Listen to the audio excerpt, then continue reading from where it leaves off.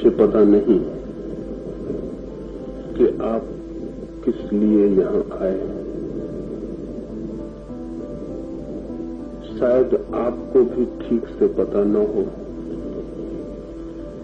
क्योंकि हम सारे लोग जिंदगी में इस भांति ही जीते हैं कि हमें ये भी पता नहीं होता कि क्यों जी रहे हैं,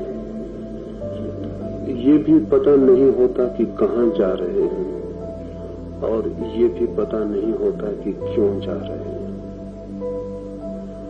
जिंदगी ही जब बिना पूछे बीत जाती हो तो आश्चर्य नहीं होगा कि आप में से बहुत लोग बिना पूछे यहाँ आ गए हों कि क्यों जा रहे हैं। शायद कुछ लोग जानकर आए हों, संभावना बहुत कम।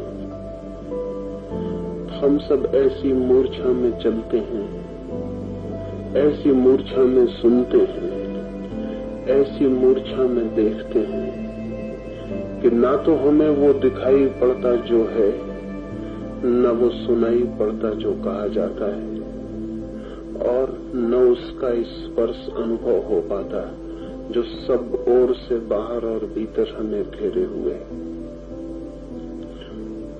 मूर्छा में ही यहाँ भी आ गए होंगे। ज्ञात भी नहीं है, हमारे कदमों का भी हमें कुछ पता नहीं है, हमारी श्वासों का भी हमें कुछ पता नहीं। लेकिन मैं क्यों आया हूँ ये मुझे जरूर पता है, वो मैं आपसे कहना चाहूंगा। बहुत जन्मों से खोज चलती है आदमी की, न मालूम कितने जन्मों की खोज के बाद उसकी झलक मिलती है, जिसे हम आनंद कहें, शांति कहें, सत्य कहें, परमात्मा कहें, मोक्ष कहें, निर्वाण कहें, जो भी शब्द ठीक मालूम पड़े कहें। ऐसे कोई भी शब्द उसे कहने में ठीक नहीं है, समर्थ नहीं है। जन्मों जन्मों के बाद उसका मिलना होता है, और जो लोग भी उसे खोजते हैं वे सोचते हैं पाके विश्राम मिल जाएगा। लेकिन जिन्हें भी वो मिलता है, मिलकर पता चलता है कि एक नए श्रम की शुरुआत है, विश्राम नहीं। कल तक पाने के लिए दौड़ थी और फिर बांटने के लिए दौड़ शुरू हो जाती। अन्यथा बुद्ध हमारे द्वार पर आकर खड़े न हों, और न महावीर हमारी सांकल को खटखटाएं, और न जीसस हमें पुकारें। उसे पालने के बाद एक नया श्रम। सच ये है कि जीवन में जो भी महत्वपूर्ण है, उसे पाने में जितना आनंद है, उससे अनंत गुना आनंद उसे बांटने में है। जो उसे पा लेता है, फिर वो उसे बांटने को वैसे ही व्याकुल हो जाता है। जैसे कोई फूल खिलता है और सुगंध लुटती है, कोई बादल आता है और बरसता है, या सागर की कोई लहर आती है और तटों से टकराती है। ठीक ऐसे ही जब कुछ मिलता है तो बढ़ने के लिए, बिखरने के लिए, फैलने के लिए प्राण आतुर हो जाते हैं। मेरा मुझे पता है कि मैं यहाँ क्यों आया हूँ, और अगर मेरा और आपका कहीं मिलन हो जाए, जिसलिए मैं आया हूँ, अगर उस लिए ही आपका भी आना हुआ हो, तो हमारी ये मौजूदगी सार्थक हो सकती। अन्यथा अक्सर ऐसा होता है, हम पास से गुजरते हैं लेकिन मिल नहीं पाते। अब मैं जिस लिए आया हूँ, अगर उसी लिए आप नहीं आए हैं, तो हम पास होंगे, निकट रहेंगे, लेकिन मिल नहीं पाएंगे। कुछ जो मुझे दिखाई पड़ता है, चाहता हूँ आपको भी दिखाई पड़े। और मजा ये है कि वो इतने निकट है कि आश्चर्य होता है कि वो आपको दिखाई क्यों नहीं पड़ता है। और कई बार तो संदेह होता है कि जैसे जान के ही आप आंख बंद किए बैठे, देखना ही नहीं चाहते। अन्यथा इतने जो निकट है वो आपके देखने से कैसे चूक जाता। जीसस ने बहुत बार कहा है कि लोगों के पास आंखें हैं लेकिन वे देखते नहीं, कान हैं लेकिन वे सुनते नहीं। बहरे ही बहरे नहीं हैं और अंधे ही अंधे नहीं। जिनके पास आंख और कान हैं वे भी अंधे और बहरे। इतने निकट है दिखाई नहीं पड़ता, इतने पास है सुनाई नहीं पड़ता, चारों तरफ घेरे हुए है स्पर्श नहीं होता। क्या बात है। कहीं कुछ कोई छोटा सा अटकाव होगा, बड़ा अटकाव नहीं। ऐसा ही है जैसे आंख में एक तिनका पड़ जाए और पहाड़ दिखाई न पड़े, फिर आंख बंद हो जाए। तर्क तो यही कहेगा कि पहाड़ को जिसने ढांक लिया वो तिनका बहुत बड़ा होगा। तर्क तो ठीक ही कहता, गणित तो यही कहेगा इतने बड़े पहाड़ को जिसने ढांक लिया वो तिनका पहाड़ से बड़ा होना चाहिए, लेकिन तिनका बहुत छोटा है। आंख बड़ी छोटी है, तिनका आंख को ढक लेता है, पहाड़ ढक जाता है। हमारी भीतर की आंख पर भी कोई बहुत बड़े पहाड़ नहीं है, छोटे तिनके। उनसे जीवन के सारे सत्य छिपे रह जाते हैं। और वो आंख निश्चित ही जिन आंखों से हम देखते हैं उस आंख की मैं बात नहीं कर रहा हूं। इससे बड़ी भ्रांति पैदा होती है। ये ठीक से ख्याल में आ जाना चाहिए कि इस जगत में हमारे लिए वही सत्य सार्थक होता है जिसे पकड़ने की, जिसे ग्रहण करने की, जिसे स्वीकार कर लेने की, भोग लेने की रिसेप्टिविटी, ग्राहकता हमें पैदा हो जाती है। सागर का इतना जोर का गर्जन है लेकिन मेरे पास कान नहीं, तो सागर अनंत अनंत काल तक भी चिल्लाता रहे, पुकारता रहे, मुझे कुछ सुनाई नहीं पड़ेगा। जरा से मेरे कान न हो कि सागर का इतना बड़ा गर्जन व्यर्थ हो गया। आंखें न हो, सूर्य द्वार पर खड़ा रहे, बेकार हो गया। हाथ न हो और मैं किसी को स्पर्श करना चाहूं तो कैसे करूं। परमात्मा की इतनी बात है, आनंद की इतनी चर्चा है, इतने शास्त्र हैं, इतने लोग प्रार्थनाएं कर रहे, मंदिरों में भजन कीर्तन कर रहे, लेकिन लगता नहीं कि परमात्मा को हम स्पर्श कर पाते। लगता नहीं कि वो हमें दिखाई पड़ता है, लगता नहीं कि हम उसे सुनते हैं, लगता नहीं कि हमारे प्राणों के पास उसकी कोई धड़कन हमें सुनाई पड़ती है। ऐसा लगता है सब बातचीत है, सब बातचीत है। ईश्वर की हम बात किए चले जाते हैं और शायद इतनी बात हम इसीलिए करते हैं कि शायद हम सोचते हैं बातचीत करके अनुभव को झुठला देंगे, बातचीत करके ही पा देंगे। अब बहरे के जन्मों जन्मों तक बातें करें स्वरों की, संगीत की, और अंधे बातें करें प्रकाश की, तो जन्मों तक करें बातें तो भी कुछ होगा नहीं। हाँ, एक भ्रांति हो सकती है कि अंधे प्रकाश की बात करते करते ये भूल जाएं कि हम अंधे हैं, क्योंकि प्रकाश की बहुत बात करने से उन्हें लगने लगे कि हम प्रकाश को जानते हैं। जमीन पर बने हुए परमात्मा के मंदिर और मस्जिद इस तरह का ही धोखा देने में सफल हो पाए। उनके आसपास, उनके भीतर बैठे हुए लोगों को भ्रम के अतिरिक्त कुछ और पैदा नहीं होता। ज्यादा से ज्यादा हम परमात्मा को मान पाते हैं, जान नहीं पाते। और मान लेना बातचीत से ज्यादा नहीं। कन्विंसिंग बातचीत है तो मान लेते हैं, कोई जोर से तर्क करता है और सिद्ध करता है तो मान लेते हैं, हार जाते हैं, नहीं सिद्ध कर पाते कि नहीं है तो मान लेते हैं, लेकिन मान लेना, जान लेना नहीं।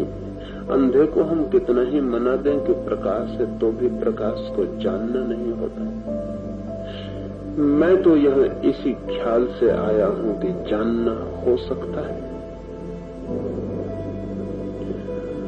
निश्चित ही हमारे भीतर कुछ और भी केंद्र है जो निष्क्रिय पड़ा है, जिससे कभी कोई कृष्ण जान लेता है और नाचता है, और कभी कोई जीसस जान लेता है और सूली पर लटक के भी कह पाता है लोगों से कि माफ कर देना इन्हें, क्योंकि इन्हें पता नहीं कि ये क्या कर रहे हैं। निश्चित ही कोई महावीर पहचान लेता है और किसी बुद्ध के भीतर वो फूल खिल जाता है। कोई केंद्र है हमारे भीतर, कोई आंख, कोई कान जो बंद पड़ा है। मैं तो इसलिए आया हूं कि वो जो बंद पड़ा हुआ केंद्र कैसे सक्रिय हो जाए। ये बल्ब लटका हुआ है, उससे रोशनी निकल रही है, तार काट दें हम तो बल्ब कुछ भी नहीं बदला, लेकिन रोशनी बंद हो जाएगी। विद्युत की धारा न मिले, बल्ब तक न आए तो बल्ब अंधेरा हो जाएगा, और जहां प्रकाश गिर रहा है वहां सिर्फ अंधेरा गिरेगा। बल्ब वही है लेकिन निष्क्रिय हो गया। वो जो धारा शक्ति की दौड़ती थी अब नहीं दौड़ती है, और शक्ति की धारा न दौड़ती हो तो बल्ब क्या करे।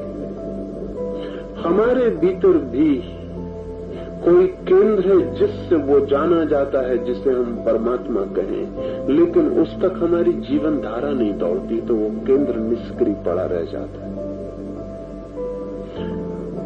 आंखें हो ठीक बिल्कुल और आंखों तक जीवन की धारा न दौड़े तो आंखें बेकार हो जाए। एक लड़की को मेरे पास लाए थे कुछ मित्र। उस युवती का किसी से प्रेम था और घर के लोगों को पता चला, और प्रेम के बीच दीवार उन्होंने खड़ी की। अब तक हम इतनी अच्छी दुनिया नहीं बना पाए जहां प्रेम के लिए दीवारें न बनानी पड़े। उन्होंने दीवार खड़ी कर दी, उस युवती को और उस युवक को मिलने का द्वार बंद कर दिया। बड़े घर की युवती थी, 20 से छत से दीवार उठा दी, आर पार देखना न हो सके। जिस दिन वो दीवार उठी उसी दिन वो लड़की अचानक अंधी हो गई। उसे डॉक्टरों के पास ले गए, उन्होंने कहा आंख तो बिल्कुल ठीक है, लेकिन लड़की को दिखाई कुछ भी नहीं पड़ता है। पहले तो शक हुआ, माँ बाप ने डांटा डपटा, मारने पीटने की धमकी दी, लेकिन डांटने डपटने से अंधेपन तो ठीक नहीं होते। डॉक्टरों को दिखाया, डॉक्टरों ने कहा आंख बिल्कुल ठीक है, लेकिन फिर भी डॉक्टरों ने कहा कि लड़की झूठ नहीं बोलती है, उसे दिखाई नहीं पड़ रहा है। साइकोलॉजिकल ब्लाइंडनेस, उन्होंने कहा कि मानसिक अंधापन आ गया। तो उन्होंने कहा हम कुछ ना कर सकेंगे। लड़की की जीवन धारा आंख तक जानी बंद हो गई है।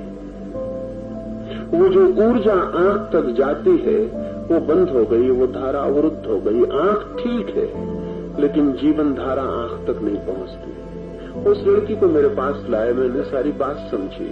मैंने उस लड़की को पूछा कि क्या हुआ, तेरे मन में क्या हुआ है। उसने कहा कि मेरे मन में ये हुआ है कि जिससे देखने के लिए मेरे पास आंख होती, अगर उसे न देख सकूं तो आंखों की क्या जरूरत है। बेहतर है कि अंधी हो जाऊं। कल रात भर मेरे मन में एक ही ख्याल चलता रहा। रात मैंने सपना भी देखा कि मैं अंधी हो गई, और ये जान के मेरा मन प्रसन्न हुआ कि अंधी हो गई, क्योंकि जिससे देखने के लिए आंख आनंदित होती, अब उसे देख नहीं सकूंगी तो आंख की क्या जरूरत है, अंधा ही हो जाना अच्छा है। उसका मन अंधा होने के लिए राजी हो गया। जीवन धारा आंख तक जानी बंद हो गई। आंख ठीक है, आंख देख सकती है, लेकिन जिस शक्ति से देख सकती थी वो आंख तक नहीं आती। हमारे व्यक्तित्व में छिपा हुआ कोई केंद्र है जहां से परमात्मा पहचाना जाना जाता है, जहां से सत्य की झलक मिलती है, जहां से जीवन की मूल ऊर्जा से हम संबंधित होते हैं, जहां से पहली बार संगीत उठता है वो जो किसी बात से नहीं उठ सकता, जहां से पहली बार वे सुगंधें उपलब्ध होती हैं जो अनिर्वचनीय है, और जहां से उस सब का द्वार खुलता है जिसे हम मुक्ति कहें, जहां कोई बंधन नहीं, जहां परम स्वतंत्रता है, जहां कोई सीमा नहीं और असीम का विस्तार है, जहां कोई दुख नहीं और जहां आनंद और आनंद और आनंद, और आनंद के अतिरिक्त और कुछ भी नहीं है। लेकिन उस केंद्र तक हमारी जीवन धारा नहीं जाती, एनर्जी नहीं जाती, ऊर्जा नहीं जाती, कहीं नीचे ही अटक के रह जाती है। इस बात को थोड़ा ठीक से समझ लें, क्योंकि 3 दिन जिसे मैं ध्यान कह रहा हूं, इस ऊर्जा को, इस शक्ति को उस केंद्र तक पहुंचाने का ही प्रयास करना है, जहां वो फूल खिल जाए, वो दिया जल जाए, वो आंख मिल जाए, वो तीसरी आंख, वो सुपर सेंस, वो अतीन्द्रिय इंद्रिय खुल जाए, जहां से कुछ लोगों ने देखा है और जहां से सारे लोग देखने के अधिकारी हैं। लेकिन बीज होने से ही जरूरी नहीं कि कोई वृक्ष हो जाए। हर बीज अधिकारी है वृक्ष होने का, लेकिन सभी बीज वृक्ष नहीं हो पाते, क्योंकि बीज की संभावना तो है, पोटेंशियलिटी तो है कि वृक्ष हो जाए, लेकिन खाद भी जुटानी पड़ती। जमीन में बीज को दबना भी पड़ता, मरना भी पड़ता, टूटना पड़ता, बिखरना पड़ता। जो बीज टूटने, बिखरने को, मिटने को राजी हो जाता, वो वृक्ष हो जाता है। और अगर वृक्ष के पास हम बीज को रख के देखें तो पहचानना बहुत मुश्किल होगा कि ये बीज इतना बड़ा वृक्ष बन सकता है। असंभव मालूम पड़ेगा। इतना सा बीज इतना बड़ा वृक्ष कैसे बनेगा। ऐसा ही लगा है सदा, जब कृष्ण के पास हम खड़े हुए तो ऐसा ही लगा है कि हम कहाँ बन सकेंगे। तो हमने कहा तुम भगवान हो, हम साधारण जन, हम कहाँ बन सकेंगे। तुम अवतार हो, हम साधारण जन, हम तो जमीन पर ही रेंगते रहेंगे, हमारी ये सामर्थ्य नहीं। जब कोई बुद्ध और कोई महावीर हमारे पास से गुजरा है तो हमने उसके चरणों में नमस्कार कर लिए और कहा कि तीर्थंकर हो, अवतार हो, ईश्वर के पुत्र हो, हम साधारण जन। अगर बीज कह सकता तो वृक्ष के पास वो भी कहता कि भगवान हो, तीर्थंकर हो, अवतार हो, हम साधारण बीज, हम कहाँ ऐसे हो सकेंगे। बीज को कैसे भरोसा आएगा कि इतना बड़ा वृक्ष उसमें छिपा हो सकता है। लेकिन ये बड़ा वृक्ष कभी बीज था और जो आज बीज है वो कभी बड़ा वृक्ष हो सकता है। हम सबके भीतर अनंत संभावना छिपी है, लेकिन उस अनंत संभावनाओं का बोध जब तक हमें भीतर से न होने लगे तब तक कोई शास्त्र प्रमाण नहीं बनेगा, और कोई भी चिल्लाकर कहे कि पा लिया तो भी प्रमाण नहीं बनेगा। क्योंकि जिसे हम नहीं जान लेते हैं उस पर हम कभी विश्वास नहीं कर पाते हैं, और ठीक भी है, क्योंकि जिसे हम नहीं जानते उस पर विश्वास करना प्रवंचना है, डिसेप्शन है। अच्छा है कि हम कहें कि हमें पता नहीं कि ईश्वर है, लेकिन किन्हीं को पता हुआ है, और किन्हीं को केवल पता नहीं हुआ है बल्कि उनकी सारी जिंदगी बदल गई। उनके चारों तरफ हमने फूल खिलते देखे हैं, अलौकिक, लेकिन उनकी पूजा करने से वो हमारे भीतर नहीं हो जाएगा। सारा धर्म पूजा पर रुक गया है। फूल की पूजा करने से नए बीज कैसे फूल बन जाएंगे, और नदी कितनी ही सागर की पूजा करे तो सागर न हो जाएगी, और अंडा पक्षियों की कितनी ही पूजा करे तो भी आकाश में पंख नहीं फैला सकता, अंडे को टूटना पड़ेगा। और पहली बार जब कोई पक्षी अंडे के बाहर टूटकर निकलता है तो उसे भरोसा नहीं आता। उड़ते हुए पक्षियों को देखकर वो विश्वास भी नहीं कर सकता कि ये मैं भी कर सकूंगा। वृक्षों की किनारों पर बैठकर वो हिम्मत जुटाता है, उसकी मां उड़ती है, उसका बाप उड़ता है, वे उसे धक्के भी देते हैं, फिर भी उसके हाथ पैर कपते हैं। वो जो कभी नहीं उड़ा कैसे विश्वास करे कि पंखे उड़ेंगे, आकाश में खुल जाएंगे, अनंत की दूर की यात्रा पर निकल जाएगा। मैं जानता हूं कि इन 3 दिनों में आप भी वृक्ष के किनारे पर बैठेंगे। मैं कितना ही चिल्लाऊंगा कि छलांग लगाएं, कूद जाएं, उड़ जाएं, विश्वास नहीं पड़ेगा, भरोसा नहीं होगा। जो पंख उड़े नहीं वे कैसे माने कि उड़ना हो सकता है। लेकिन कोई उपाय भी तो नहीं है। एक बार तो बिना जाने छलांग लेनी ही पड़ती।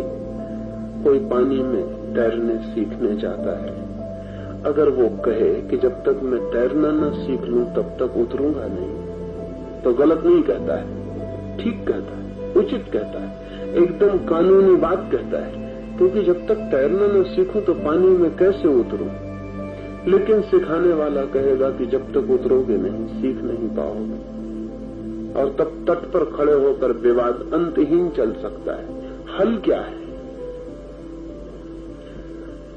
सिखाने वाला कहेगा उतरो, कूदो, क्योंकि बिना उतरे सीख न पाओगे। असल में सीखना उतर जाने से ही शुरू होता है। सब लोग तैरना जानते हैं, सीखना नहीं पड़ता है तैरना। अगर आप तैरना सीखें तो आपको पता होगा तैरना सीखना नहीं पड़ता। सारे लोग तैरना जानते हैं, ढंग से नहीं जानते। गिर जाते हैं पानी में तो ढंग आ जाता है, हाथ पैर बेढंगे फेंकते हैं, फिर ढंग से फेंकने लगते हैं। हाथ पैर फेंकना सभी को मालूम है, एक बार पानी में उतरे तो ढंग से फेंकना आ जाता है। इसलिए जो जानते हैं वो कहेंगे कि तैरना सीखना नहीं है, रिमेम्बरिंग है, एक याद है, पुनर्स्मरण है। इसलिए परमात्मा की जो अनुभूति है जानने वाले कहते हैं वो स्मरण। वो कोई ऐसी अनुभूति नहीं है जिसे हम आज सीख लेंगे, जिस दिन हम जानेंगे हम कहेंगे अरे यही था तैरना। ये हाथ पैर तो हम कभी भी फेंक सकते थे, लेकिन इन हाथ पैर के फेंकने का इस नदी से, इस सागर से कभी मिलन नहीं हुआ, हिम्मत नहीं जुटाई, किनारे पर खड़े रहे। उतरना पड़े, कूदना पड़े, लेकिन कूदते ही काम शुरू हो जाता है। वो जिस केंद्र की मैं बात कर रहा हूं वो हमारे मस्तिष्क में छिपा हुआ पड़ा है।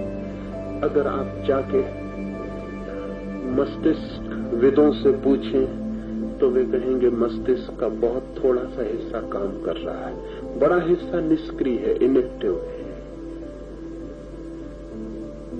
उस बड़े हिस्से में क्या क्या छिपा है कहना कठिन है। बड़े से बड़ी प्रतिभा और जीनियस का भी बहुत थोड़ा सा मस्तिष्क काम करता है। इसी मस्तिष्क में वो केंद्र है जिसे हम सुपर सेंस, अतीन्द्रिय इंद्रिय कहें, जिसे हम छठवीं इंद्रिय कहें, या जिसे हम तीसरी आंख, थर्ड आई कहें। वो केंद्र छिपा है, जो खुल जाए तो हम जीवन को बहुत नए अर्थों में देखेंगे। पदार्थ विलीन हो जाएगा और परमात्मा प्रकट होगा, आकार खो जाएगा और निराकार प्रकट होगा, रूप मिट जाएगा और अरूप आ जाएगा, मृत्यु नहीं हो जाएगी और अमृत के द्वार खुल जाएंगे। लेकिन वो देखने का केंद्र हमारा निष्क्रिय। वो केंद्र कैसे सक्रिय हो? मैंने कहा जैसे बल्ब तक अगर विद्युत की धारा न पहुंचे तो बल्ब निष्क्रिय पड़ा रहेगा। धारा पहुंचाएं और बल्ब जाग उठेगा। बल्ब सदा प्रतीक्षा कर रहा है कि कब धारा आए, लेकिन अकेली धारा भी प्रकट न हो सकेगी, बहती रहे लेकिन प्रकट न हो सकेगी। प्रकट होने के लिए बल्ब चाहिए और प्रकट होने के लिए धारा भी चाहिए। हमारे भीतर जीवन धारा है, लेकिन वो प्रकट नहीं हो पाती है, क्योंकि तब तक वो वहां न पहुंच जाए उस केंद्र पर जहां से प्रकट होने की संभावना है, तब तक अब प्रकट रह जाती है। हम जीवित हैं नाम मात्र को। सांस लेने का नाम जीवन है, भोजन पचा लेने का नाम जीवन है, रात सो जाने का नाम, सुबह जग जाने का नाम जीवन है, बच्चे से जवान, जवान से बूढ़े हो जाने का नाम जीवन है, जन्मने और मर जाने का नाम जीवन है, और अपने पीछे बच्चे छोड़ जाने का नाम जीवन है। नहीं, ये तो यंत्र भी कर सकता है और आज नहीं कल कर लेगा। बच्चे टेस्ट ट्यूब में पैदा हो जाएंगे और बचपन, जवानी और बुढ़ापा बड़ी मैकेनिकल, बड़ी यांत्रिक क्रियाएं। जो कोई भी यंत्र थकता है तो जवानी भी आती है यंत्र की, बुढ़ापा भी आता है। सभी यंत्र बचपन में होते हैं, जवान होते हैं, बूढ़े होते हैं। गाड़ी भी खरीदते हैं तो गारंटी होती है कि 10 साल चलेगी। वो जवान भी होगी, घड़ी बूढ़ी भी होगी, मरेगी भी। सभी यंत्र जन्मते हैं, जीते हैं, मरते हैं। जिसे हम जीवन कहते हैं वो यांत्रिकता, मैकेनिकल होने से कुछ और ज्यादा नहीं। जीवन कुछ और है। अगर इस बल्ब को पता न चले विद्युत की धारा का, तो बल्ब जैसा है उसी को जीवन समझ लेगा। हवा के दो धक्के उसे धक्के देंगे तो बल्ब कहेगा मैं जीवित हूं क्योंकि धक्के मुझे लगते हैं। बल्ब उसी को जीवन समझ लेगा। और जिस दिन विद्युत की धारा पहली दफे बल्ब में आती होगी और अगर बल्ब कह सके तो क्या कहेगा? कहेगा अनिर्वचनीय। नहीं कह सकता, क्या हो गया? अब तक अंधेरे से भरा था, अब अचानक सब प्रकाश हो गया है और किरणें बही जाती है, सब तरफ फैली चली जाती है। बीज क्या कहेगा जिस दिन वृक्ष हो जाएगा? कहेगा पता नहीं ये क्या हुआ, कहने जैसा नहीं, मैं तो छोटा सा बीज था, ये क्या हो गया? ये मुझसे हुआ है, ये भी कहना कठिन। इसलिए जिनको भी परमात्मा मिलता है वे ये नहीं कह पाते कि हमने पा लिया है। वे तो यही कहते हैं कि हम सोचते हैं कि जो हम थे उससे जो हमें मिल गया है कोई भी संबंध नहीं दिखाई पड़ता। कहाँ हम अंधकार थे, कहाँ प्रकाश हो गया है, कहाँ हम कांटे थे, कहाँ फूल हो गए हैं, कहाँ हम मृत्यु थे ठोस, कहाँ हम तरल जीवन हो गए हैं। नहीं, हमें नहीं मिल गया है, वे कहेंगे हमें नहीं मिल गया है। जो जानेंगे वे कहेंगे नहीं, उसकी कृपा से हो गया है, उसकी ग्रेस से, उसके प्रसाद से, प्रयास से नहीं। लेकिन इसका मतलब ये नहीं है कि प्रयास नहीं है। जब उपलब्ध होता है तो ऐसा ही लगता है उसके प्रसाद से मिला है, ग्रेस। लेकिन उसके प्रसाद तक पहुंचने के लिए बड़े प्रयास की यात्रा है। और वो प्रयास क्या है? वो एक छोटा सा प्रयास है, एक अर्थों में, बड़ा भी है दूसरे अर्थों में। इस अर्थों में छोटा है कि वे केंद्र बहुत दूर नहीं है। जहां शक्ति की ऊर्जा, जहां ऊर्जा संग्रहित है, वो स्थान रिजर्वायर और वो जगह जहां से जीवन को देखने की आंख खुलेगी, उनमें फासला बहुत नहीं है। मुश्किल से 2 फीट का फासला है, 3 फीट का फासला है, इससे ज्यादा फासला नहीं। क्योंकि हम आदमी ही 5-6 फीट के हैं। हमारी पूरी जीवन व्यवस्था 5-6 फीट की है। उस 5-6 फीट में सारा इंतजाम है। जिस जगह जीवन की ऊर्जा इकट्ठी है वो जन्नेन्द्रिय के पास कुंड की भांति, इसलिए उस ऊर्जा का नाम कुंडलनी पड़ गया, जैसे कोई पानी का छोटा सा कुंड। और इसलिए भी उस ऊर्जा का नाम कुंडलनी पड़ गया कि जैसे कोई सांप कुंडल मार के सो गया हो। सोए हुए सांप को कभी देखा हो? कुंडल पर कुंडल मार के फन को रख के सोया हुआ है। लेकिन सोए हुए सांप को जरा छेड़ दो, फन ऊपर उठ जाता है, कुंडल टूट जाते हैं। इसलिए भी उसे कुंडलनी नाम मिल गया कि हमारे ठीक सेक्स सेंटर के पास हमारे जीवन की ऊर्जा का कुंड है, बीज सीट है, जहां से सब फैलता है। ये उपयुक्त होगा ख्याल में ले लेना कि यौन से, काम से, सेक्स से जो थोड़ा सा सुख मिलता है वो सुख भी यौन का सुख नहीं। वो सुख भी यौन के साथ वो जो कुंड है हमारी जीवन ऊर्जा का, उसमें आए हुए कंपन का सुख। थोड़ा सा वहां सोया सांप हिल जाता है और उसी सुख को हम सारे जीवन का सुख मान लेते हैं। जब वो पूरा सांप जागता है और उसका फन पूरे व्यक्तित्व को पार करके मस्तिष्क तक पहुंच जाता है, तब जो हमें मिलता है उसका हमें कुछ भी पता नहीं। हम जीवन की पहली ही सीढ़ी पर जीते हैं। बड़ी सीढ़ी है जो परमात्मा तक जाती है। वो जो हमारे भीतर 3 फीट या 2 फीट का फासला है, वो फासला एक अर्थ में बहुत बड़ा है। वो प्रकृति से परमात्मा तक का फासला है, वो पदार्थ से आत्मा तक का फासला है, वो निद्रा से जागरण तक का फासला है, वो मृत्यु से अमृत तक का फासला है, वो बड़ा फासला भी है, ऐसे छोटा फासला भी है।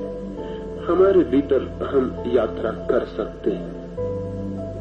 ये जो ऊर्जा हमारे भीतर सोई पड़ी है, अगर इसे जगाना हो तो सांप को छेड़ने से कम खतरनाक काम नहीं, बल्कि सांप को छेड़ना बहुत खतरनाक नहीं। इसलिए खतरनाक नहीं है कि एक तो 100 में से 97 सांपों में कोई जहर नहीं होता, तो 100 में से 97 सांप तो आप मजे से छेड़ सकते हैं, उनमें कुछ होता ही नहीं। और अगर कभी उनके काटने से कोई मरता है तो सांप के काटने से नहीं मरता, सांप ने काटा है इस ख्याल से मरता है, क्योंकि उनमें तो जहर होता नहीं। 97% सांप तो किसी को मारते नहीं, हालांकि बहुत लोग मरते हैं, उनके काटने से भी मरते हैं, वो सिर्फ ख्याल से मरते हैं कि सांप ने काटा, अब मरना ही पड़ेगा। और जब ख्याल पकड़ लेता है तो घटना घट जाती है। फिर जिन सांपों में जहर है उनको छेड़ना भी बहुत खतरनाक नहीं है, क्योंकि ज्यादा से ज्यादा वे आपके शरीर को छीन सकते हैं। लेकिन जिस कुंडलिनी शक्ति की मैं बात कर रहा हूं, उसको छेड़ना बहुत खतरनाक है। उससे ज्यादा खतरनाक कोई बात ही नहीं, उससे बड़ा कोई डेंजर ही नहीं। खतरा क्या है? वो भी एक तरह की मृत्यु है। जब आपके भीतर की ऊर्जा जगती है तो आप तो मर जाएंगे जो आप जगने के पहले थे, और आपके भीतर एक बिल्कुल नए व्यक्ति का जन्म होगा जो आप कभी भी नहीं थे। यही भय लोगों को धार्मिक बनने से रोकता है। वही भय जो बीज अगर डर जाए तो बीज रह जाए। अब बीज के लिए सबसे बड़ा खतरा है जमीन में गिरना, खाद पाना, पानी पाना सबसे बड़ा खतरा है, क्योंकि बीज मरेगा। अंडे के लिए सबसे बड़ा खतरा यही है कि पक्षी बड़ा हो भीतर और उड़े, तोड़ दे अंडे को, अंडा तो मरेगा। हम भी किसी के जन्म की पूर्व अवस्था है, हम भी एक अंडे की तरह हैं जिससे किसी का जन्म हो सकता है, लेकिन हमने अंडे को ही सब कुछ मान रखा है। अब हम अंडे को संभाले बैठे।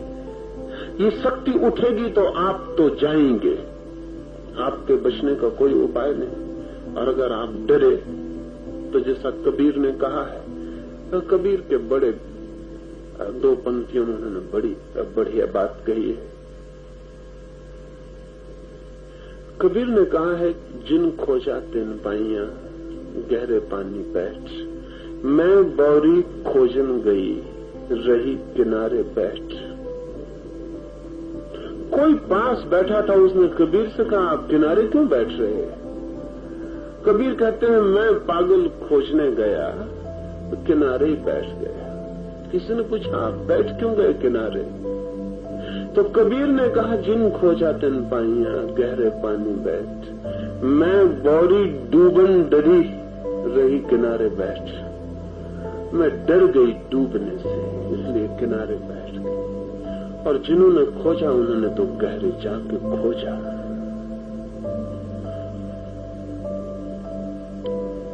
डूबने की तैयारी चाहिए, मिटने की तैयारी चाहिए। एक शब्द में कहें, शब्द बहुत अच्छा नहीं, मरने की तैयारी चाहिए। और जो डर जाएगा डूबने से वो बच तो जाएगा, लेकिन अंडा ही बचेगा, पक्षी नहीं जो आकाश में उड़ सके।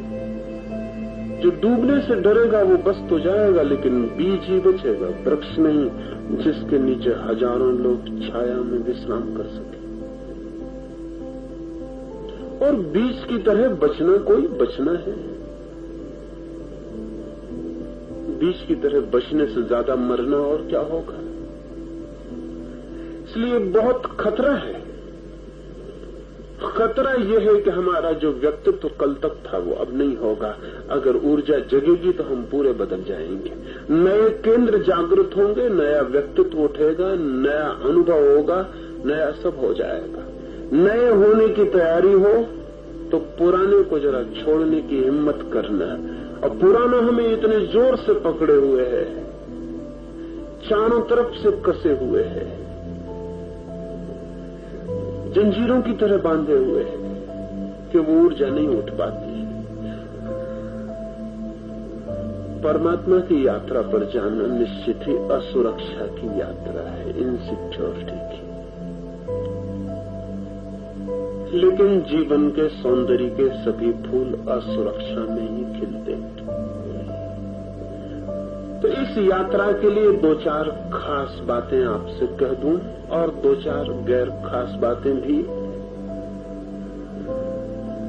पहली बात तो ये कि कल सुबह जब हम यहां मिलेंगे और कल इस ऊर्जा को जगाने की दिशा में चलेंगे, तो मैं आपसे आशा रखूं कि आप अपने भीतर कुछ भी नहीं छोड़ रखेंगे जो आपने दांव पर न लगा दिया। ये कोई छोटा जुआ नहीं। यहां जो लगाएगा पूरा वही पा सकेगा। इंच भर भी बचाया तो चूक सकते हैं, क्योंकि ऐसा नहीं हो सकता कि बीज कहे कि थोड़ा सा मैं बच जाऊं और बाकी वृक्ष हो जाए। ऐसा नहीं हो सकता। बीज मरेगा तो पूरा मरेगा और बचेगा तो पूरा बचेगा। पार्शियल डेथ जैसी कोई चीज नहीं होती, आंशिक मृत्यु नहीं होती। तो आपने अगर अपने को थोड़ा भी बचाया तो व्यर्थ मेहनत हो जाएगी, पूरा ही छोड़ देना है। कई बार थोड़े से बचाव से सब खो जाता है। मैंने सुना है कि कोलोराडो में जब सबसे पहली दफा सोने की खदानें मिली तो सारा अमेरिका दौड़ पड़ा कोलोराडो की तरफ। खबरें आई कि जरा सा खेत खरीद लो और सोना मिल जाए। लोगों ने जमीनें खरीद डाली। एक करोड़पति ने अपनी सारी संपत्ति लगा के एक पूरी पहाड़ी खरीद ली। बड़े यंत्र लगाए। छोटे छोटे लोग छोटे छोटे खेतों में सोना खोद रहे थे, तो पहाड़ी खरीदी थी, बड़े यंत्र लाया था, बड़ी खुदाई की, लेकिन सोने का कोई पता न चला। फिर घबराहट फैलनी शुरू हो गई। सारा दांव पर लगा दिया था। फिर वो बहुत घबरा गया। फिर उसने घर के लोगों से कहा कि तो हम मर गए, सारी संपत्ति दांव पर लगा दी और सोने की कोई खबर नहीं। फिर उसने इश्तहार निकाला कि मैं पूरी पहाड़ी बेचना चाहता हूं, मैं यंत्रों के खुदाई का सारा सामान साथ है। घर के लोगों ने कहा कौन खरीदेगा। सब में खबर हो गई है कि वो पहाड़ बिल्कुल खाली और उसमें लाखों रुपए खराब हो गए। अब कौन पागल होगा। लेकिन उस आदमी ने कहा कि कोई न कोई हो भी सकता है। एक खरीदार मिल गया। बेचने वाले को बेचते वक्त भी मन में हुआ कि उससे कह दे कि पागलपन मत करो, क्योंकि मैं मर गया हूं, लेकिन हिम्मत भी न जुटा पाया कहने की, क्योंकि अगर वो चूक जाए न खरीदे तो फिर क्या होगा। बेच दिया। बेचने के बाद कहा कि आप भी अजीब पागल मालूम होते हो, हम बर्बाद होकर बेच रहे हैं। पर उस आदमी ने कहा जिंदगी का कोई भरोसा नहीं, जहां तक तुमने खोदा है वहां तक सोना न हो, लेकिन आगे हो सकता है। और जहां तुमने नहीं खोदा है वहां नहीं होगा, ये तो तुम भी नहीं कह सकते, कहीं तो मैं भी नहीं कह सकता। और आश्चर्य, कभी कभी ऐसे आश्चर्य घटते। पहले दिन ही सिर्फ 1 फीट की गहराई पर सोने की खदान शुरू हो गई। वो आदमी जिसने पहले खरीदी थी पहाड़ी, छाती पीट के पहले भी रोता रहा और फिर बाद में तो और भी ज्यादा छाती पीट के रोया, क्योंकि पूरे पहाड़ पर सोना ही सोना था। उस आदमी से मिलने भी गया और उसने कहा देखो भाग्य। उस आदमी ने कहा भाग्य नहीं, तुमने दांव पूरा न लगाया, तुम पूरा खोदने के पहले ही लौट गए। 1 फीट और खोद लेते।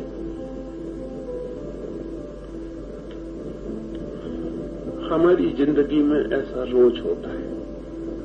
न मालूम कितने लोग हैं जिन्हें मैं जानता हूं कि जो खोदते हैं परमात्मा को, लेकिन पूरा नहीं खोदते, अधूरा खोदते हैं, ऊपर ऊपर खोदते हैं और लौट जाते हैं। कई बार तो इंच भर पहले से लौट जाते हैं, बस इंच भर का फासला रह जाता है और वो वापस लौटने लगते हैं। और कई बार तो मुझे साफ दिखाई पड़ता है कि ये आदमी वापस लौट चला, ये तो करीब पहुंचा था, अभी बात घट जाती, ये तो वापस लौट पड़ा। तो अपने भीतर एक बात ख्याल में ले लें कि आप कुछ भी बचा न रखें, अपना पूरा लगा दें। और परमात्मा को खरीदने चले हो तो हमारे पास लगाने को ज्यादा है भी क्या, उसमें भी कंजूसी कर जाते। कंजूसी नहीं चलेगी, कम से कम परमात्मा के दरवाजे पर कंजूसों के लिए कोई जगह नहीं,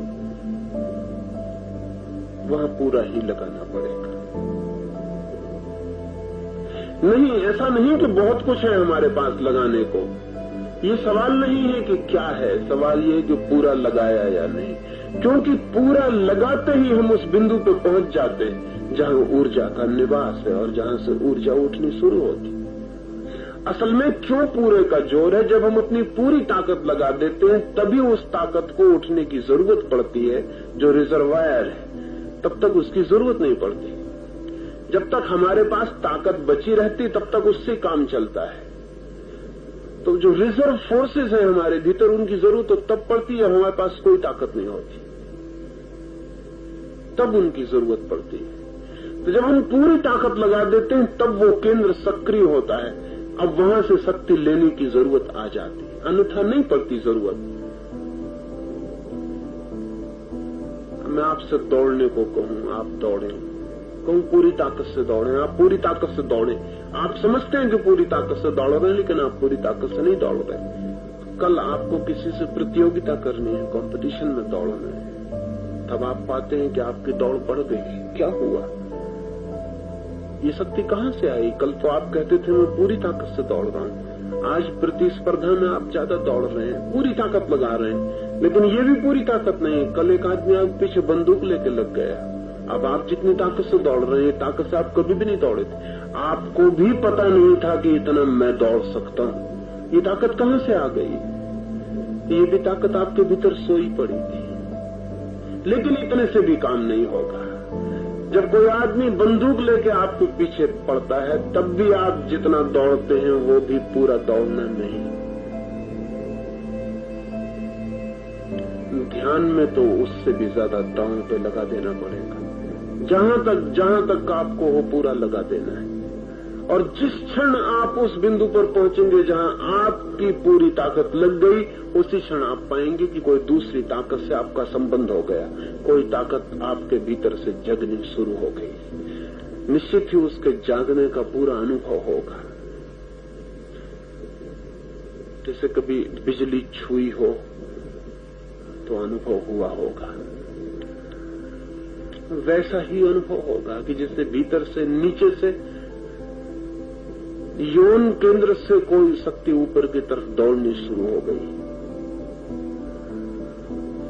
गरम उबलती हुई आग, लेकिन शीतल भी, जैसे कांटे चुभने लगे चारों तरफ, लेकिन फूल जैसी कोमल भी। और कोई चीज ऊपर जाने लगी, और जब कोई चीज ऊपर जाती है तो बहुत कुछ होगा। वो उस सब में किसी भी बिंदु पर आपको रोकना नहीं है, अपने को पूरा छोड़ देना है जो भी हो। जैसे कोई आदमी नदी में बहता है, ऐसा अपने को छोड़ देना है। तो दूसरी बात, पहला अपने को पूरा दांव पर लगा देना है। दूसरी बात, जब दांव पर लग के आपके भीतर कुछ होना शुरू हो जाए तो आपको पूरी तरह अपने को छोड़ देना है, जस्ट फ्लोटिंग। अब जहां ले जाए ये धारा, हम जाने को राजी। एक सीमा तक हमें पुकारना पड़ता है, और जब शक्ति जागती है तो फिर हमें अपने को छोड़ देना पड़ता है। बड़े हाथों ने हमें संभाल लिया, अब हमें चिंता की जरूरत नहीं, अब हमें बचाना पड़ेगा। और तीसरी बात, ये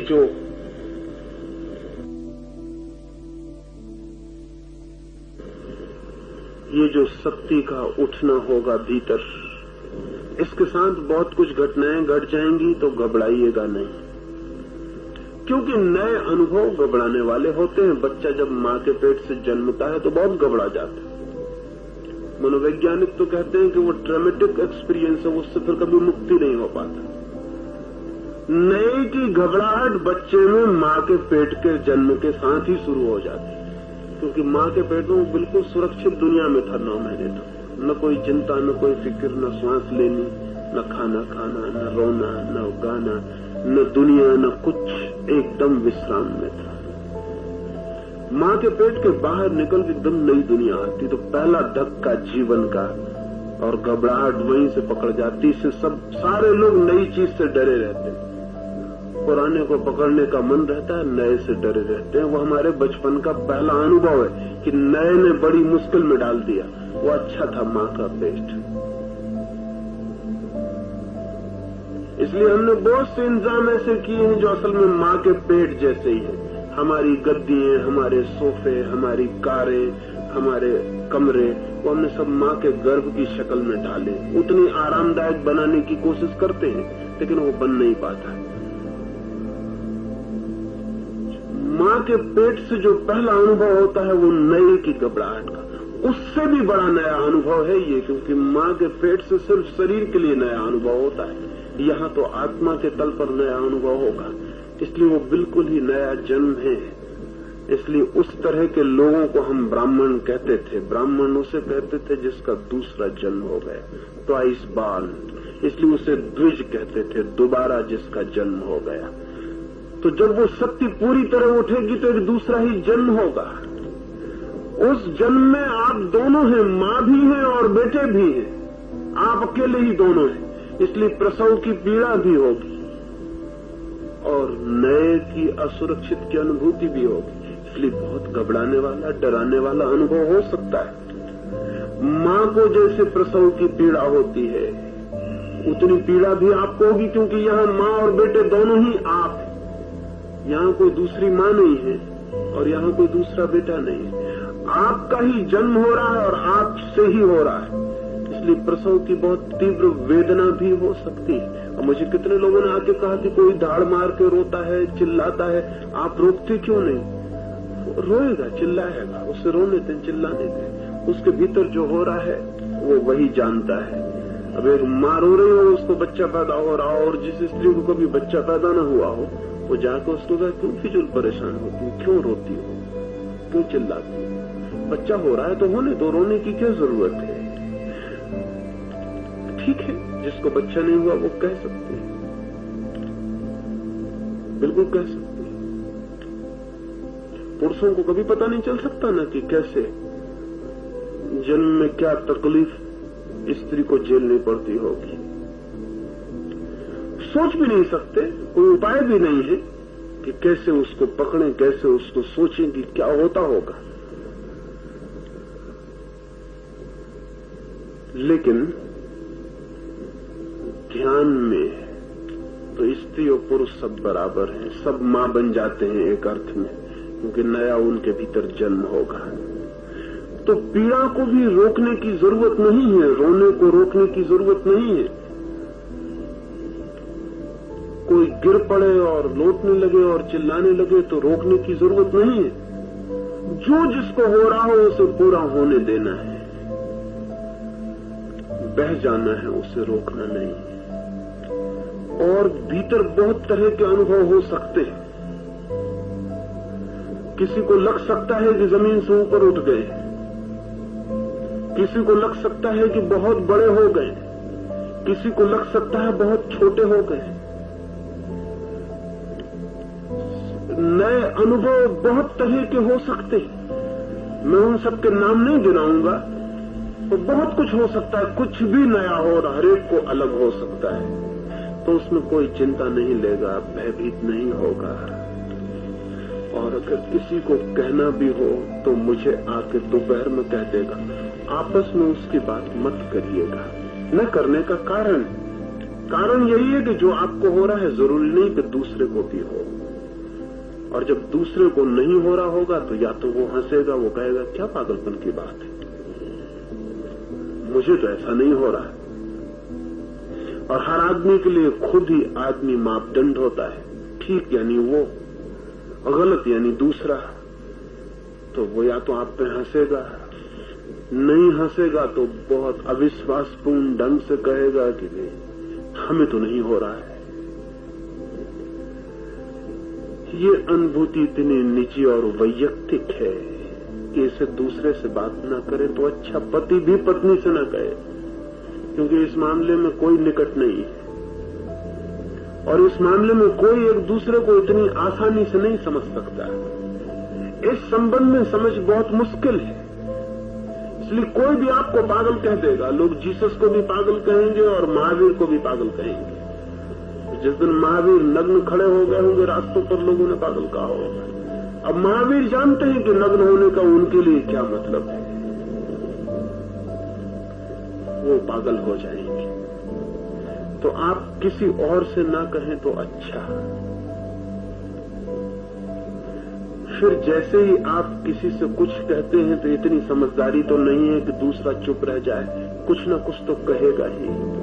और वो जो कुछ भी कहेगा वो आपकी अनुभूति में बाधक हो सकता है, उसके सजेशन काम कर सकते हैं। वो आपको कुछ भी कह दे तो नई अनुभूति में बड़ी बाधा पड़ जाती है। इसलिए मैं ये चौथी बात कहना चाहता हूं कि जो भी आपको हो उसकी आपस में बात कतई नहीं करनी है। इसलिए मैं यहां हूं कि आप मुझसे सीधी आके बात कर लेंगे। सुबह जब हम ध्यान के लिए यहां आएंगे तो कुछ भी लिक्विड, कुछ भी तरल लेकर आना है। ठोस कोई चीज भोजन में सुबह न ले लें, कोई नाश्ता न करें, चाय दूध कुछ भी तरल ले लें। जो बिना चाय दूध के आ सकते हो और अच्छा, क्योंकि उतनी ही सरलता से, शीघ्रता से काम हो सकेगा। 7:30 बजे आने का मतलब है कि 5 मिनट पहले यहां आ जाएं। तो 7:30 से 8:30 तक तो आपके कुछ भी बात होगी करने की तो कर लेंगे। इसलिए मैंने ये बात करने का रखा है, क्योंकि प्रवचन बहुत इम्पर्सनल है, अवैयक्तिक है। उसमें किसी से नहीं बोलना पड़ता, हवाओं से बोलना पड़ता है। तो आप पास बैठेंगे मेरे, सुबह दूर नहीं बैठेंगे, पास ही बैठेंगे। और कुछ भी आज जो मैंने कहा है उस संबंध में कुछ और पूछना हो तो पूछ लेंगे। वो घंटे भर सुबह हम बात करेंगे, फिर 8:30 से 9:30 ध्यान पर बैठेंगे। तो सुबह एक तो कोई ठोस चीज लेके न आए, दूसरा भूखे आ सके बिल्कुल तो और अच्छा, लेकिन जबरदस्ती भूखे भी ना आए। किसी को ना आना अच्छा लगता हो तो कुछ लेके आए, लेकिन चाय या दूध ऐसा कुछ लेके आए। वस्त्र ढीले से ढीले पहन के आए। स्नान करके तो आना ही है, बिना स्नान किए कोई ना आए। स्नान तो करके आए ही। और वस्त्र ढीले से ढीले पहन के आए। जितने ढीले वस्त्रों शरीर पर कहीं बंधे ना हो, तो जो भी बांधने वाले वस्त्रों कम पहने। जितना ढीला वस्त्र पहन सके उतना अच्छा। कमर पर तो कम से कम बांधने का दबाव हो, वो आप ध्यान रख के आए। और जब यहां बैठे तो ढीला करके बैठे। शरीर के भीतर हमारे वस्त्रों ने भी बहुत उपद्रव किया हुआ है, बहुत तरह की बाधाएं उन्होंने खड़ी की हुई है। और अगर कोई ऊर्जा उठनी शुरू हो तो अनेक तलों पर रुकावट पड़नी शुरू हो जाती। यहां आने के आधा घंटे पहले से ही चुप हो जाएं। कुछ मित्र जो 3 दिन मौन रख सकें बहुत अच्छा है, वे बिल्कुल ही चुप हो जाएं। और कोई भी चुप होता हो, मौन रखता हो तो दूसरे लोग उसे बाधा न दें, सहयोगी बने। जितने लोग मौन रहे उतना अच्छा। कोई 3 दिन पूरा मौन रखे सबसे बेहतर, उससे बेहतर कुछ भी नहीं होगा। अगर इतना न कर सकते हो तो कम से कम बोले, इतना कम जितना जरूरी हो।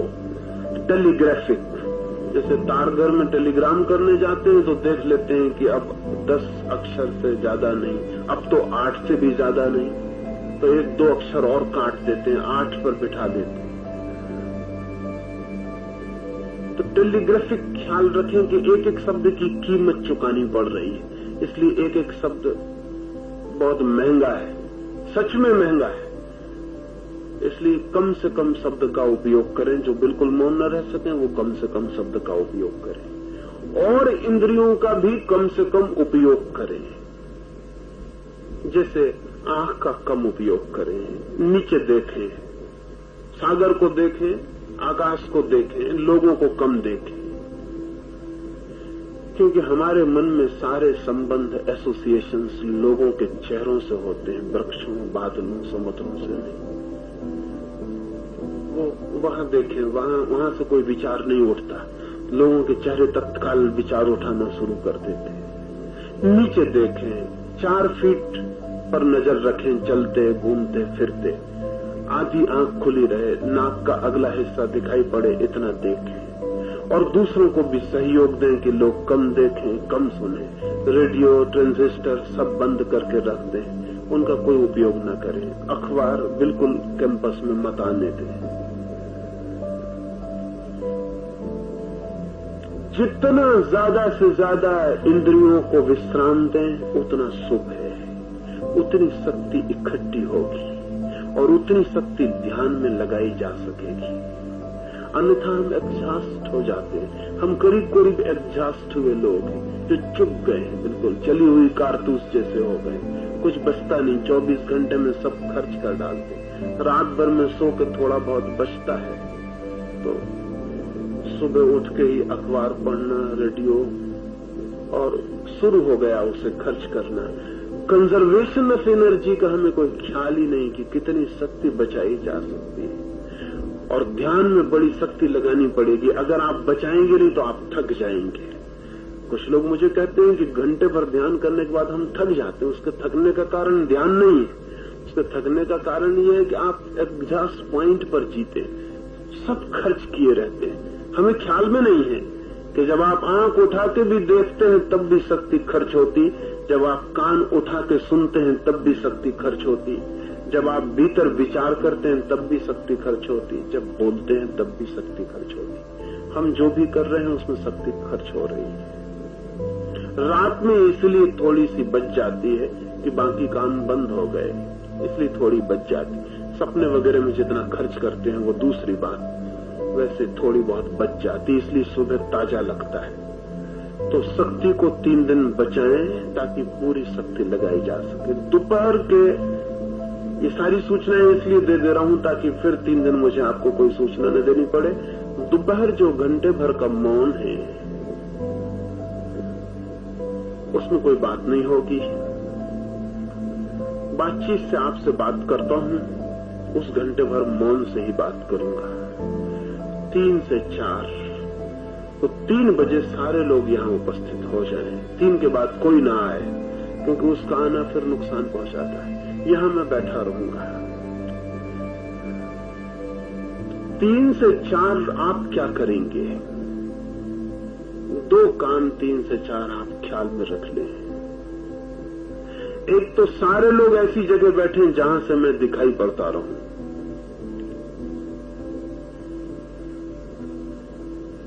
देखना नहीं है मुझे, लेकिन दिखाई पड़ता रहूं, ऐसी जगह बैठ जाए। फिर आंख बंद कर लेनी है। खोलना चाहे खोल रख सकते हैं, बंद करना चाहे बंद रखें। अच्छा, और 1 घंटे चुपचाप किसी अनजान प्रतीक्षा में बैठना है। Waiting for the unknown. कुछ पता नहीं कि कोई आने वाला है, लेकिन कोई आने वाला है। कुछ पता नहीं कि कुछ सुनाई पड़ेगा, लेकिन कुछ सुनाई पड़ेगा। कुछ पता नहीं कि कोई दिखाई पड़ेगा, लेकिन कोई दिखाई पड़ेगा। ऐसा चुपचाप, जस्ट अ वेटिंग। कोई अनजान अपरिचित अतिथि को जिससे कभी मिले नहीं, देखा नहीं, सुना नहीं, उसकी प्रतीक्षा में घंटे भर बैठे रहना। लेट ना हो लेट जाएं, बैठ ना हो बैठे रहें। उस 1 घंटे में सिर्फ रिसेप्टिविटी हो जाएं। आप एक ग्रहण करने वाले पैसिव व्यक्ति हैं, जो कुछ होगा आ जाए बस। लेकिन अल्लाह ठोके प्रतीक्षा करते रहे। उस घंटे भर में जो मौन से मुझे आपसे कहना है वो मैं कहने की कोशिश करूं। शब्दों से समझ में ना आ सके तो शायद निःशब्द में समझ आ जाए। रात्रि को फिर घंटे भर कुछ पूछना होगा, वो बात हो जाएगी, फिर घंटे भर रात्रि हम ध्यान करेंगे। ऐसा 3 दिन में 9 बैठक, और कल सुबह से ही आपको पूरी ताकत लगा देनी है ताकि 9वीं बैठक तक सच में पूरी ताकत लग जाए। बाकी समय में आप क्या करेंगे? मौन रहना है, बात नहीं करनी तो बड़ा उपद्रव तो कट जाता है। समुद्र का तट है, उसके पास जाके लेट जाए, लहरों को सुने। और रात भी अच्छा होगा कि जो लोग भी सो सकें चुपचाप अपने बिस्तर को लेकर समुद्र तक चले जाए, वहां सो जाए, सागर के पास सोएं, रेत में सो जाएं, वृक्षों में सो जाएं, अकेले रहें, मित्र और मंडलियां न बनाएं।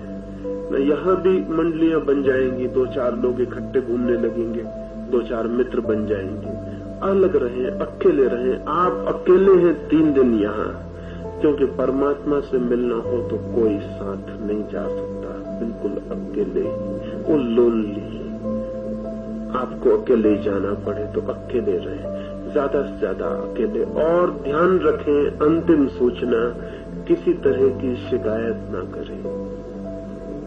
3 दिन शिकायत छोड़ दें। खाना ठीक ना मिले, ना मिले, रात मच्छर काट जाए,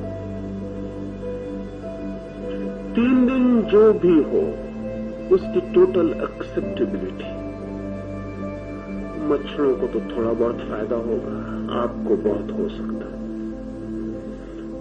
भोजन थोड़ा अच्छा नहीं मिलेगा तो थोड़ा बहुत नुकसान शरीर को होगा, लेकिन आपको उसकी शिकायत से बहुत नुकसान हो सकता है। उसके कारण है क्योंकि शिकायत करने वाला मन शांत नहीं हो पाता।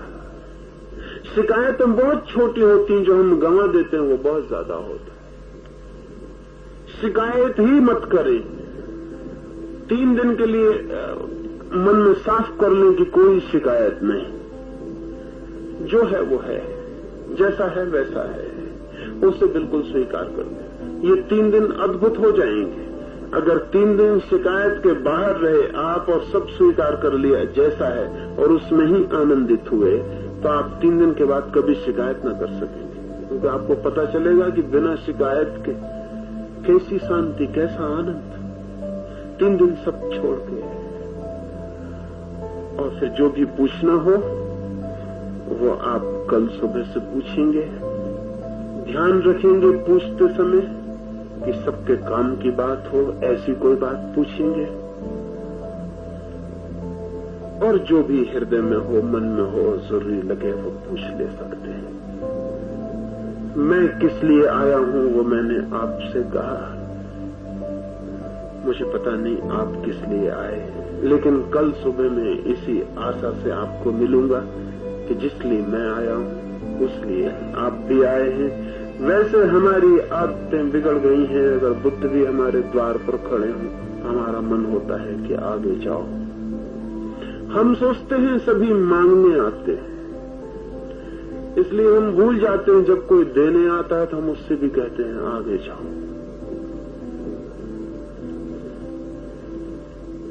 तो बड़ी भूल हो जाती, बड़ी भूल हो जाती। ऐसी भूल नहीं होगी, ऐसी आशा करते हैं।